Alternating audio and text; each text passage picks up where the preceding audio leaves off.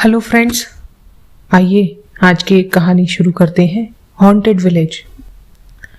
Hello friends, मेरा नाम मुकुल है। मैं आपको अपने साथ घटी एक घटना के बारे में बताना चाहता हूँ। मेरी ग्रेजुएशन कंप्लीट हो गई थी। मैं बहुत कोशिश की लेकिन मेरी नौकरी नहीं लग रही थी। तो मेरे एक फ्रेंड ने बताया कि सरकारी नौकरी की तैयारी कर, लेकिन पढ़ते पढ़ते मैं इतना परेशान हो गया, ना ही जॉब लग रही थी ना कुछ समझ में आता। फिर बहुत मेहनत करने के बाद मेरी नौकरी ग्रामीण बैंक में लगी, उत्तर प्रदेश के रामपुर जिले में। रामपुर जिला ज़्यादा शहरी नहीं है, गांव का एरिया था जहाँ पे मेरी जॉब लगी। तो मैं वहाँ चला गया। मुझे शुरुआत में वहाँ अच्छा नहीं लगता था क्योंकि सब अनजाना था, कुछ समझ नहीं आता था कैसे यहाँ सरवाइव करूँगा, क्योंकि एरिया बिल्कुल ही अजीब सा था। धीरे धीरे काम शुरू हुआ, मन लगने लगा। पास ही में मैंने एक कमरा किराए पे ले लिया। किराया भी बहुत ज़्यादा महंगा नहीं था। धीरे धीरे गांव के लोगों से भी दोस्ती होने लगी और जिन्होंने मुझे कमरा दिया उनके साथ भी मेरा आना जाना शुरू हो गया। धीरे धीरे वहाँ के लोकल लोग भी मेरे दोस्त बन गए और साथ में रहते रहते बॉन्डिंग हो गई। तो एक बैंक में ही मेरे साथ जॉब करता था, उससे मेरी अच्छी दोस्ती हो गई। मेरे बैंक में एक गार्ड अंकल जॉब करते थे। उनकी भी अपॉइंटमेंट 1 महीने पहले ही हुई थी। ज़्यादा मेरी बातचीत तो कभी हुई नहीं थी, बस good morning good evening he हुई थी, या कोई काम होता था तो वो मेरे पास आते थे। एक दिन वो अपने हाथ में एक मिठाई का डब्बा और एक कार्ड लेकर आ रहे थे। धीरे धीरे सबके पास आए। फिर उन्होंने बताया अगले महीने की 2 तारीख को उनकी बेटी की शादी है, उसके लिए सबको इनवाइट किया है। उस 2 तारीख को लकीली सैटरडे था। पहले ऑफिस में सबने सोचा सब इकट्ठे चलेंगे, लेकिन सैटरडे को सबके प्लान्स होते हैं और ज़्यादातर लोग अपनी फैमिली से दूर रहते हैं, तो वो अपनी फैमिली से मिलने चले जाते हैं। तो मैंने अपने एक फ्रेंड को पूछा कि भाई चलेगा, बहुत दिनों से मैं किसी शादी में गया नहीं हूँ और गार्ड अंकल भी बोल रहे थे कि बेटा ज़रूर आना, तो इस बहाने हमारा वीकेंड भी सेलिब्रेट हो जाएगा और बहुत दिनों से गांव की कोई शादी नहीं अटेंड की, तो शादी में भी चल लेंगे। तो वह मान गया। पहले तो उसने पूछा कितनी दूर है। वह गांव हमारे घर से, हमारे रूम से बहुत दूर था। फिर हमने सोचा यहाँ वीकेंड पे कुछ घूमने को होता नहीं है तो चल ही लेते हैं। तो हम दोनों राजी हो गए। तो हमने तैयारी कर ली शादी में जाने की। शनिवार की शादी थी। तो मेरे फ्रेंड ने बोला उस गांव के पास मेरे एक रिश्तेदार रहते हैं, तो हम शुक्रवार की शाम को जब तेरा ऑफिस ख़त्म होगा तब निकल जाएंगे, फिर वहाँ पर रुक जाएंगे, क्योंकि मेरे रिश्तेदार मुझे काफ़ी टाइम से कहते हैं कि घूमने आना, तो इस बहाने उनसे मिलना भी हो जाएगा। 5 बजे बैंक बंद होने के बाद निकल जाएंगे। तो हमने ऐसा ही किया। फ्राइडे की शाम को हम 5 बजे के बाद तैयार होके निकले। मेरे दोस्त के पास कार थी, तो उसने बोला मैं ड्राइव करूँगा तो अच्छे से चलेंगे, कोई दिक्कत नहीं होगी। बहुत दिनों बाद किसी गांव की शादी में जाने का मौका मिला था, तो बहुत एक्साइटेड थे। सोचा थोड़ी आउटिंग हो जाएगी और रिलेटिव्स के यहाँ रुकने का मौका भी मिल जाएगा। हमें निकलने में रास्ते में थोड़ा ट्रैफिक मिल गया, तो हम वहाँ फंस गए, लेट हो गए, दिन भी ढल गया। पर हमें चिंता नहीं थी। थोड़ी देर में हम एक गांव में घुस गए। वहाँ हमने रास्ता पूछा तो रास्ता तो बता दिया, लेकिन थोड़े आगे निकलते ही हमें एक बूढ़े से अंकल मिले। बोले बेटा रुको। उन्होंने हमें हाथ दिया तो हम रुक गए। अंकल बहुत अजीब से लग रहे थे। उन्होंने बोला कहाँ जाना है, तो हमने उनको गांव का नाम बता दिया। तो उन्होंने बोला बेटा हो सके तो तुम आज उस गांव में मत जाओ, सुबह निकलना, आज तुम यहीं कहीं रुक जाओ। तो हमने बोला नहीं अंकल कोई बात नहीं, हम चले जाएंगे। तो उन्होंने बोला बेटा पहुंचने में तुम्हें रात हो जाएगी और रास्ता बहुत ख़राब है, जाना सेफ नहीं लगता। फिर हमने सोचा हम तो कार से आए हैं तो हम पहुंच जाएंगे और 2 लोग हैं, कोई क्या बिगाड़ेगा। तो हमने अपनी कार के ग्लासेस बंद किए और म्यूज़िक चलाया और निकल पड़े।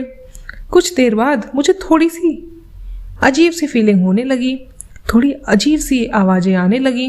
मैंने अपने फ्रेंड को बोला, तूने कुछ सुना है? तो बोला, गाना सुन तो रहा हूँ। उसे मैंने फिर से बोला, अरे नहीं, कुछ और आवाज़ें हैं।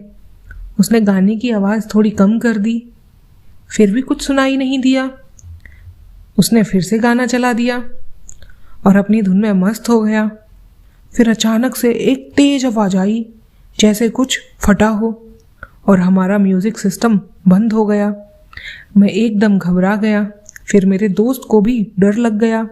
हमने गाड़ी थोड़ी तेज चलाना शुरू कर दिया। हमें लगा कुछ गड़बड़ हो सकती है। फिर अचानक से म्यूज़िक सिस्टम फिर से चल गया। हम एकदम दंग रह गए। अभी तो ये बंद हो गया था, चल नहीं रहा था। फिर मेरा फ्रेंड बोला, कोई बात नहीं, हो सकता है कोई वायर लूज हो गया हो। अचानक से गाना बज गया तो हम घबरा गए। मैंने उसकी आवाज़ कम करने की सोची। मैंने बहुत कोशिश की पर आवाज़ कम ही नहीं हो रही थी। तो मैंने गाना चेंज करना चाहा तो वो भी नहीं हुआ। फिर गाना, पता नहीं कौन सा गाना बज रहा था जो हमारी प्लेलिस्ट में था भी नहीं, एकदम डरावना सा गाना। फिर अचानक से मुझे फील हुआ कि गाड़ी की स्पीड नहीं बढ़ रही।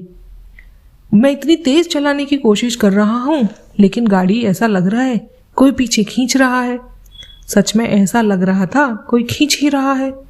मेरी हालत बहुत ख़राब होने लगी। अब तो दोस्त को भी डर लगने लगा। फिर हमने सोचा अपने रिश्तेदार को कॉल करके रास्ता पूछ लेते हैं, हो सकता है कोई हेल्प मिल जाए और कुछ गड़बड़ होगी तो वो बता देंगे। उसने अपना फ़ोन निकाला, उसमें नेटवर्क ही नहीं था और फ़ोन बार बार हैंग हो जा रहा था। जैसे ही वो कॉन्टैक्ट लिस्ट निकालता, गाना बज जाता। और अजीब सी बात तो ये थी, जो गाना म्यूज़िक सिस्टम में बज रहा था वही उसके फ़ोन में बजने लगता। फिर भी जल्दी से उसने फ़ोन को स्विच ऑफ किया।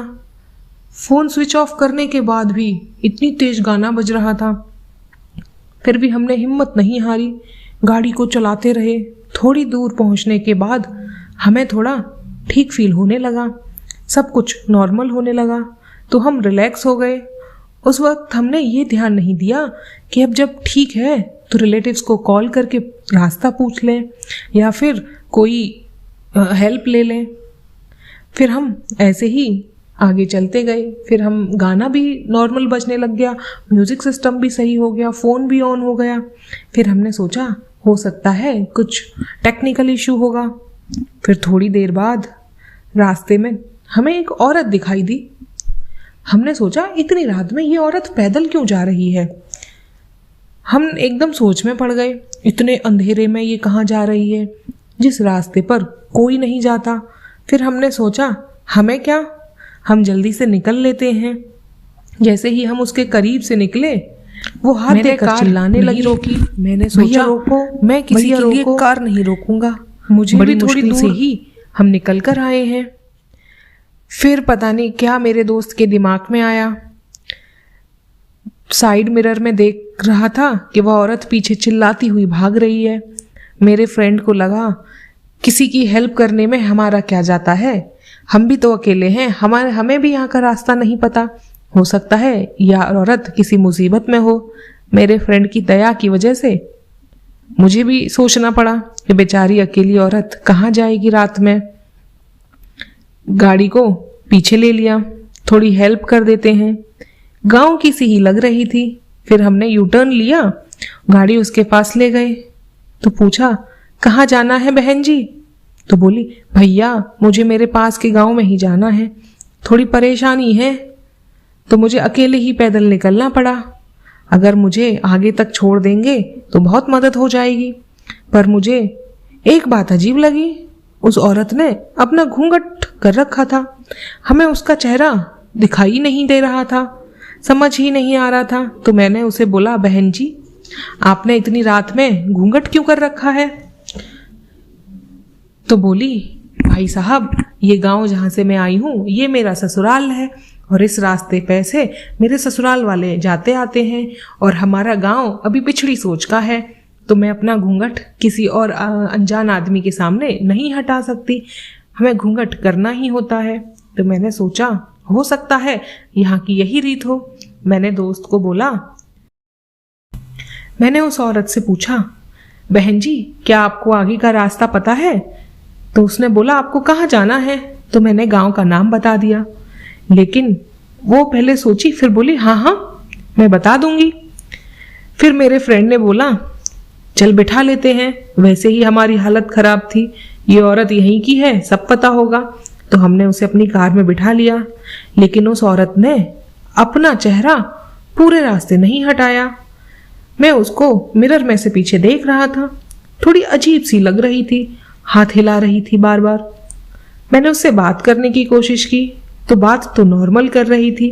हम ऐसे ही बात करते करते थोड़ी दूर निकल गए। फिर आगे का रास्ता हमें समझ नहीं आया, तो उससे पूछा, बहन जी किस रास्ते पर जाना है? यहाँ तो 2 रास्ते दिखाई पड़ते हैं। तो उसने बोला, आप दाएं मुड़िए। तो मैंने अपनी कार को लेफ्ट साइड में ले लिया। पहले तो हमने ध्यान ही नहीं दिया, फिर लगा जैसे इस रास्ते पर तो हम आए हुए हैं, जैसे जानते हो। फिर मुझे लगा गांव के रास्ते खेतों में होकर जाते हैं तो सब एक जैसे ही होते हैं। मैंने उस औरत को आवाज दी। ऐसे ही मैं और अपने दोस्त बात करते रहे। फिर मुझे अचानक से बहुत देर बाद महसूस हुआ कि औरत कुछ बोल नहीं रही, अभी तो बहुत बातें कर रही थी। तो मेरे फ्रेंड ने पीछे मुड़कर देखा, तो जैसे ही पीछे मुड़कर देखा वहां कोई था ही नहीं। औरत अचानक से गायब हो गई। हमारी तो हालत खराब हो गई। फिर हमने जल्दी से कार तेज की कि कोई हेल्प मिल जाए, क्या पता गांव पास में ही हो, पर हमें कुछ नहीं मिला। हम सोचने लगे कि ये औरत कहाँ चली गई। फिर अचानक से मेरा दोस्त चिल्लाया, देख आगे देख। मैंने आगे देखा तो वही औरत रास्ते पर खड़ी थी, फिर से लिफ्ट लेने के लिए हाथ दे रही थी। मेरी हालत बहुत खराब। हम बस कार चलाए ही जा रहे थे, हमने कार नहीं रोकी, और जैसे ही वो औरत हम उसके पास पहुंचे, पहले वो उल्टे साइड से हाथ दे रही थी, देखा तो वहां गायब होके थोड़ी और आगे दिखाई दी। हमने समझ में आ गया कि यहाँ तो कुछ गड़बड़ है। हमने कार नहीं रोकी और उस औरत से आगे निकल गए। कुछ देर आगे निकलने के बाद मैंने साइड मिरर में देखा तो देखा वो औरत हमारे पीछे पीछे बहुत तेजी से दौड़ी हुई आ रही है। वो इतनी तेज दौड़ रही थी कि हमारी कार के साथ साथ आ गई। मुझे देख रही थी। मुझे देख के ऐसा लग रहा था ये अपने घूंघट में से मुझे देख रही थी, लेकिन एक अजीब सी बात हुई कि अब तक उसका घूंघट नहीं हटा। दौड़ती रही, हम देखा ही नहीं। मेरा फ्रेंड मेरा हाथ पकड़े, बस कार दौड़ाओ, अब रुकना नहीं है, कार दौड़ाओ, बस हमें अपनी जान बचानी है। फिर अचानक से आगे से एक बहुत जोर से हवा का झोंका आया। जैसे ही हवा का झोंका आया उस औरत का घूंघट उड़ गया। मैंने उसको देखा तो मैं पागल हो गया।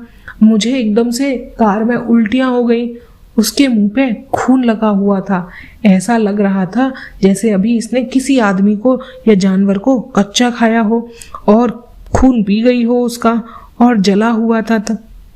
एकदम दांत बड़े बड़े थे। जब वो दौड़ रही थी तो मैंने ध्यान दिया कि इसके पैर भी उल्टे हैं। अब तो ऐसा लग रहा था यहीं मर जाएंगे, अब हमें कोई बचाने कभी नहीं आएगा। बार बार उसी रास्ते पर हम घूमे जा रहे थे, तो अब तो हमने उम्मीद ही छोड़ दी। फिर मेरे दोस्त ने बोला, भाई भगवान जी का नाम लो, पर हम उम्मीद नहीं छोड़ेंगे। फिर मेरे फ्रेंड ने मेरे कान में एक बात कही, हनुमान जी का नाम ले और मैं तुझे एक बात बताता हूँ। तुझे याद है जब हम उस औरत के साथ बैठे थे कार में, उसे हमने पूछा कि रास्ता किधर है, तो उसने हमें लेफ्ट साइड में बताया था। अब तू ध्यान दे, बस जो रास्ता आए उसमें लेफ्ट नहीं मुड़ना है, हमें राइट साइड पे मुड़ना है।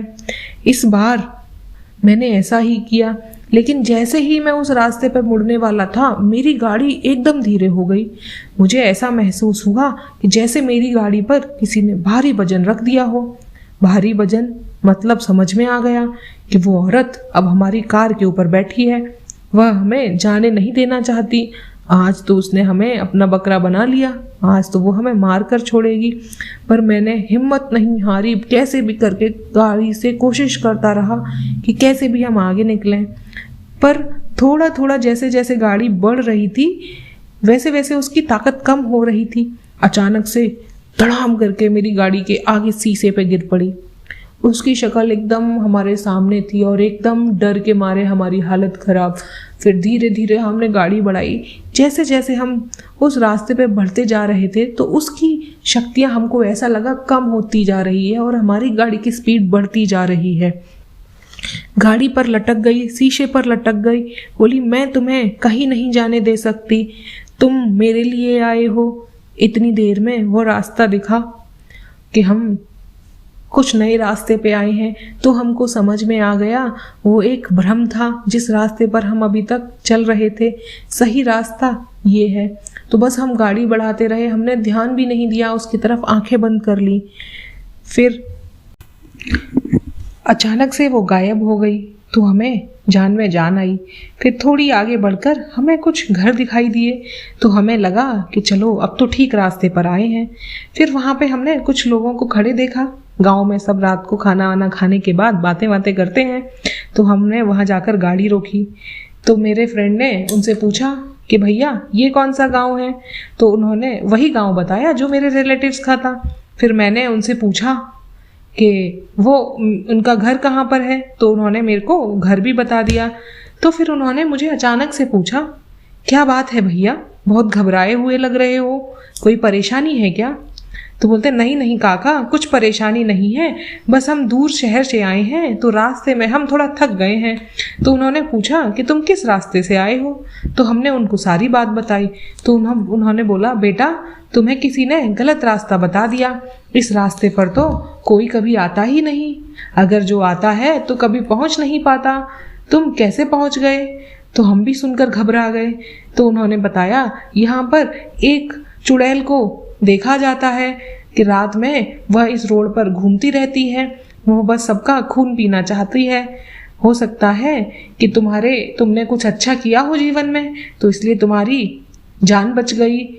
चलो कोई बात नहीं, अब तुम परेशान मत हो, घर जाओ और उनको सारी बात बताना और कुछ काला धागा बंधवा लेना। फिर मैं उन रिश्तेदार के यहाँ पहुँचा तो वहाँ पर जाके हमने सारी बात बताई। उन्होंने बोला, कोई बात नहीं, तुम हमें फ़ोन करके एक बार बता देते तो हम तुम्हें रास्ता बता देते और हम तुम्हें ये सारी बात भी बता देते कि ये रास्ता बहुत खतरनाक है। फिर हमने जाके रेस्ट किया, पर रात भर हमारे दिमाग में वही चलता रहा, हम सो नहीं पाए। फिर मेरे फ्रेंड को रात में इतनी तेज बुखार हो गया कि एकदम शरीर उसका तप रहा था। फिर रात में काका उसको गांव के ही एक डॉक्टर के पास लेकर गए। उन्होंने बताया कि ये किसी परेशानी में है, ये कुछ सोच रहे हैं, इनका दिमाग सोच सोच के परेशान हो रहा है। मेरा दोस्त उल्टी भी किए जा रहा था।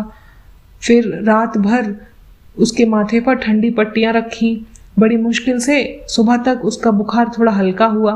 फिर हम एक दिन वहाँ रुके, पर हम गार्ड अंकल की बेटी की शादी में नहीं पहुंच पाए क्योंकि हमारे साथ रास्ते भर ऐसी हालत हो गई हमारी कि हम कुछ सोचने की हालत में ही नहीं थे। तो ये मेरे साथ घटी सच्ची घटना थी। अगर आपको ये कहानी अच्छी लगी तो थैंक यू।